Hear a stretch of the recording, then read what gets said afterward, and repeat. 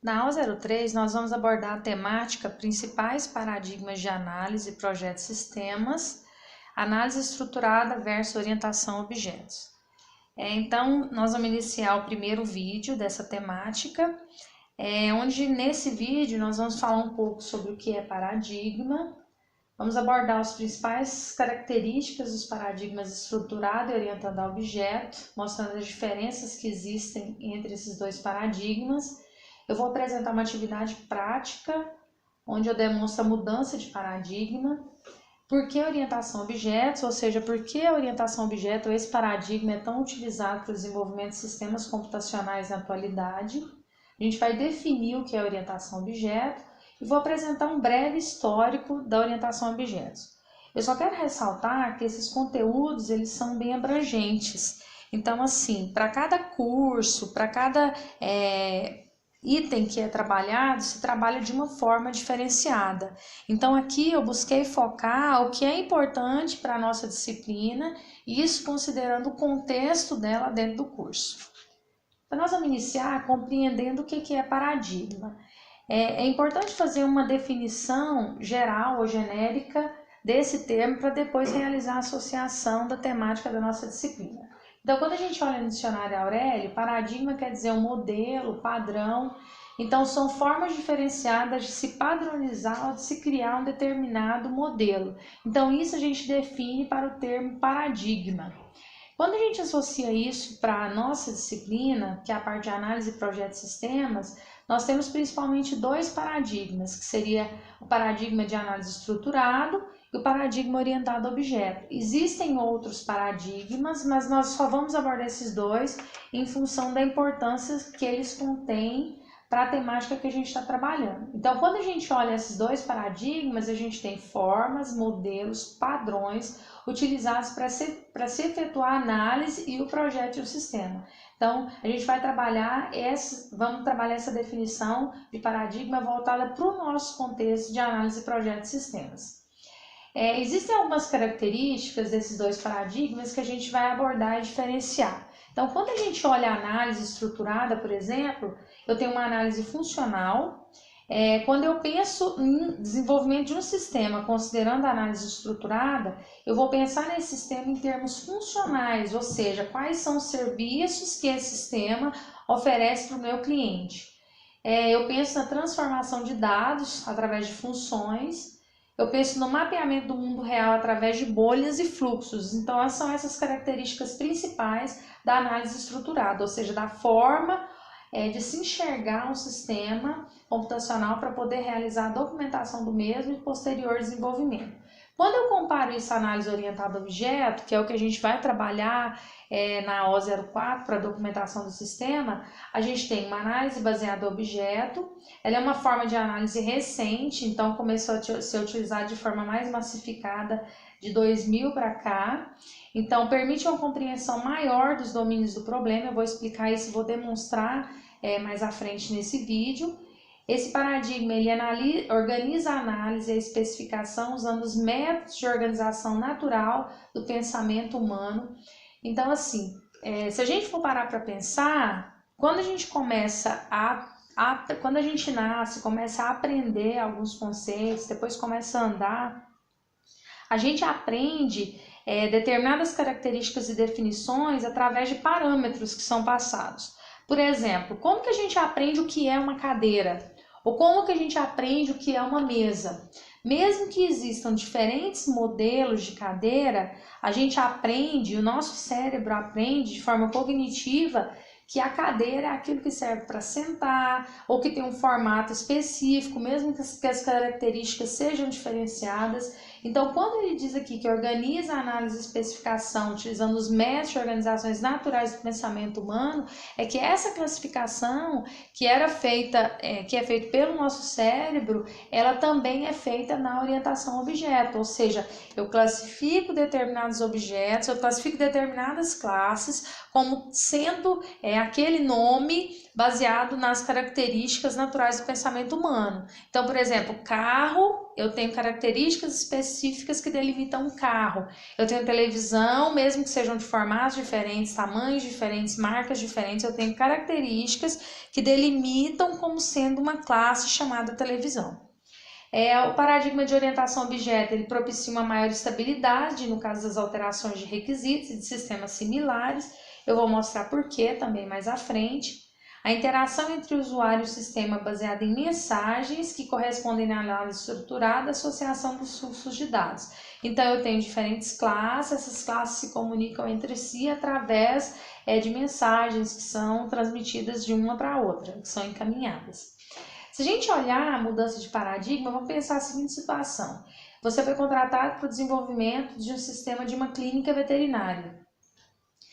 Se a gente olhar o paradigma estruturado, a gente enxerga esse sistema ser desenvolvido de uma forma. E se a gente olhar o paradigma orientado a objeto, a gente enxerga de outra forma. Então, como enxergamos o que será feito no sistema de acordo com os paradigmas mencionados? E aí vem, se eu olhar esse sistema da clínica veterinária considerando o paradigma estruturado, eu vou pensar, em primeiro lugar, nas funcionalidades que esse sistema oferece. Então, eu vou pensar que eu tenho que cadastrar funcionário, tenho que cadastrar veterinário, cadastrar produto da clínica, cadastrar cliente, animais, consultas e outras funcionalidades que eu tenho aqui. Se eu pensar de forma orientada a objeto, eu vou pensar que esse sistema ele é um conjunto de classes ou um conjunto de objetos, que esses objetos que possuem características comuns, eles se juntam em uma única classe. Então, por exemplo, eu vou ter a classe cachorro, que vai englobar, por exemplo, nesse exemplo, esses dois cachorros aqui, mesmo que eles sejam de raças diferentes, pesos, tamanho, eles têm características diferentes, mas também têm características que eles têm valores de características diferentes, na verdade, mas eles têm características que agrupam numa única classe que a gente chama de objeto.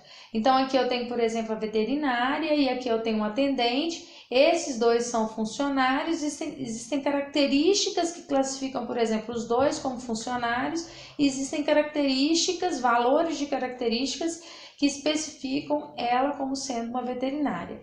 Eu tenho medicamentos aqui, por exemplo, eu tenho um leão, que é um outro animal. Se a gente olhar para essas três aqui juntas, eles têm características comuns que os classificam como animais, mas que especificam aqui como cachorro, instanciam como cachorro e aqui como sendo leão.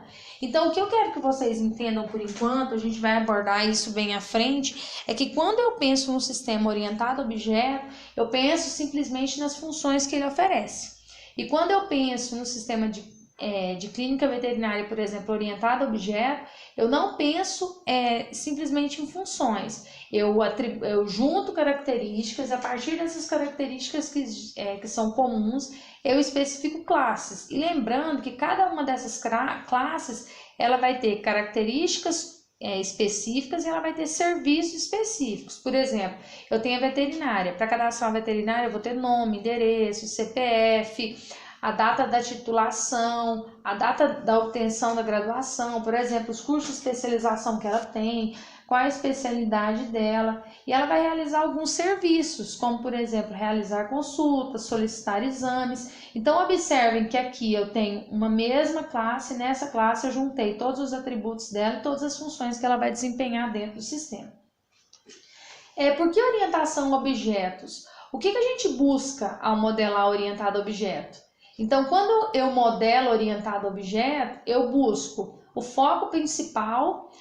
Quando a gente modela estruturadamente, o foco principal são as funções. Então, eu tenho várias funções e essas funções vão agir diretamente nos dados. Quando eu busco orientado a objeto, desculpe que aqui ficou trocada, que seria o que buscamos ao modelar de forma estruturada. Então, de forma estruturada, a gente tem as várias funções, eu penso primeiro nas funções e essas funções agem sobre os dados. Quando eu modelo orientado a objeto, o meu foco é pensar nos objetos em si, ou seja, no mundo real.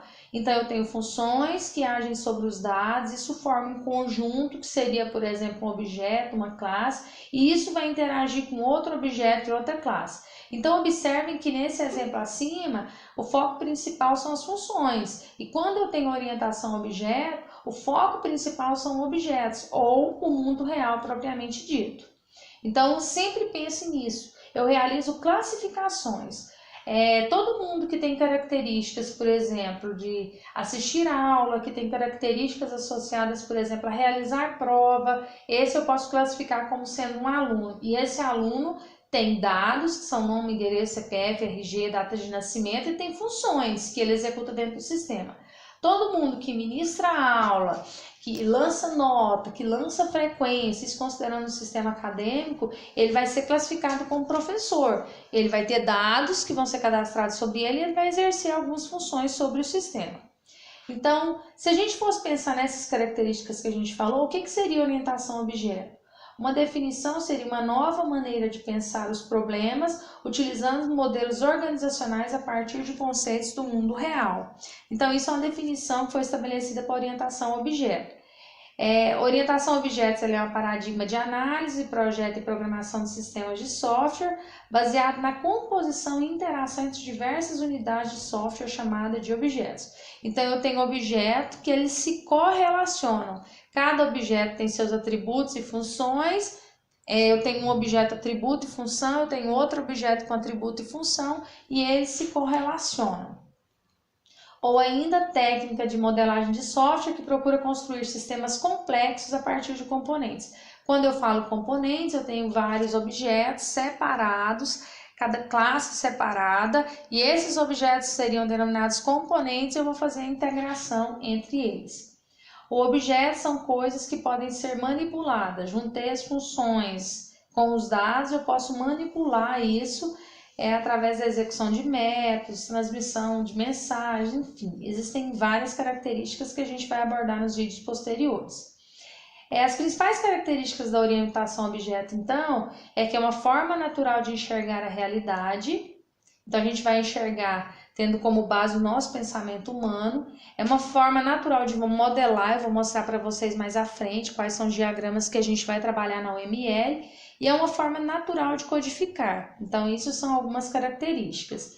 Se a gente parar para pensar, o mundo é orientado a objeto. Por quê? Porque a gente já faz essa classificação. Tudo que tem características comuns, elas ficam em uma determinada classe. Cadeira, carro, computador, então são essas, celular, mesmo que sejam de formatos, marcas diferentes, tamanhos. Então eu tenho o que a gente chama de classe. Eu junto isso numa mesma classe. Abordando um breve histórico da orientação a objeto, a gente tem a implementação orientada a objeto, ela teve início na década de 70 com uma linguagem chamada Simula, que foi desenvolvida pela Xerox PARC. Elas levaram mais de 10 anos para amadurecer e passaram a ser utilizadas com mais ênfase a partir de 2000. Exemplos de linguagem de programação estruturada, eu tenho o Assembler, o Fortran, algumas versões do Pascal. E exemplos de linguagens de programação orientada a objeto, a gente tem o C++, Smalltalk, o Ada, algumas versões do Delphi, o Java. Então, aqui são algumas linguagens de programação que utilizam como base o paradigma orientado a objeto. Nesse contexto, considerando todos esses desafios que existiam, a análise orientada a objeto ela aceitou esse desafio de, se não resolver, pelo menos amenizar esses problemas.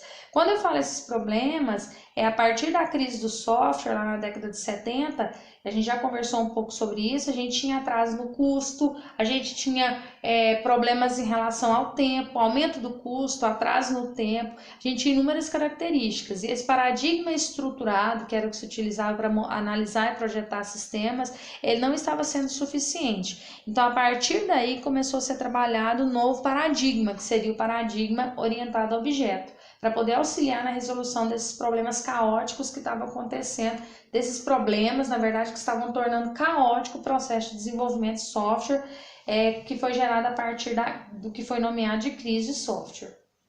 Aqui estão algumas referências e até o próximo vídeo.